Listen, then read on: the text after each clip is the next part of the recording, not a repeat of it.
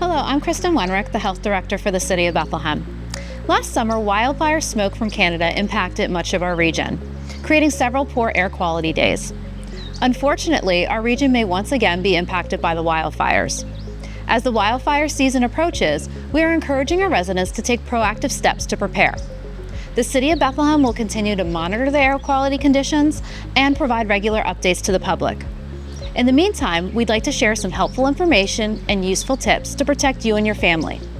I'd like to introduce Jessica Lucas, Director of Environmental Health Programs, to talk about the Air Quality Index, a key tool that we use to measure air pollution.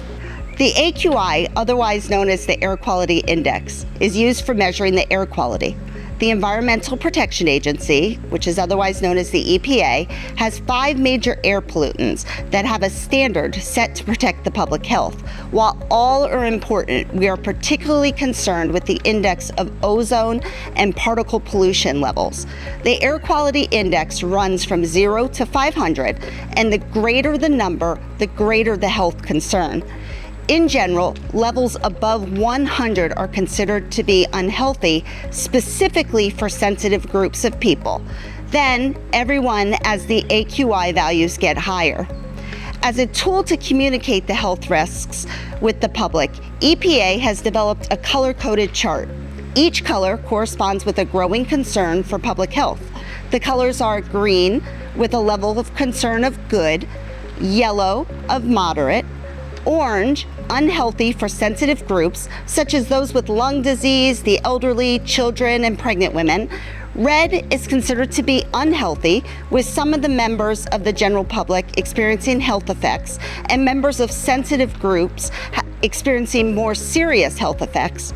Purple is very unhealthy. The risks of health effects is increased for everyone. And then maroon is considered hazardous, which would be a health warning of emergency conditions, and everyone is more likely to be affected. I would now like to introduce Sherry Pinchishan, our Director of Chronic Disease, to go over some protective measures. The biggest health threat from smoke is breathing in the fine particles causing adverse health effects. If you are healthy, you usually are not at major risk from short-term exposure to smoke. Still, it's a good idea to avoid breathing smoke if you can help it. Everyone should take precautions when wildfires are present. Reduce your smoke intake when it's smoky outside. Pay attention to the local air quality reports. Stay alert to smoke-related news coverage or health warnings.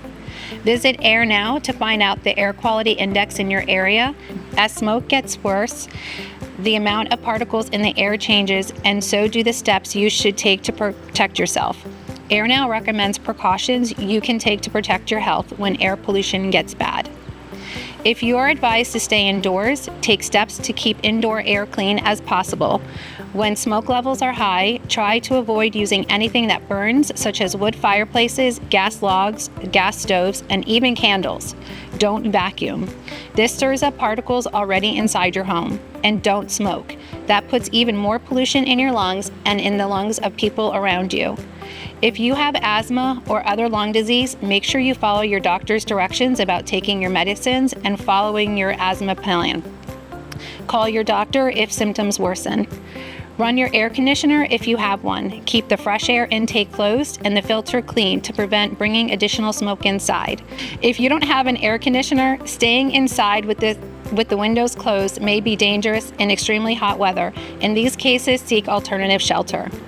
If you have heart or lung disease, if you are an older adult, or if you have children, talk with your doctor about whether and when you should leave the area. When smoke is heavy for a prolonged period of time, fine particles can build up indoors, even though you may not be able to see them. When outside, wear an N95 respirator that creates a tight seal around your mouth and nose. For more information, please visit our website at www.bethlehem-pa.gov.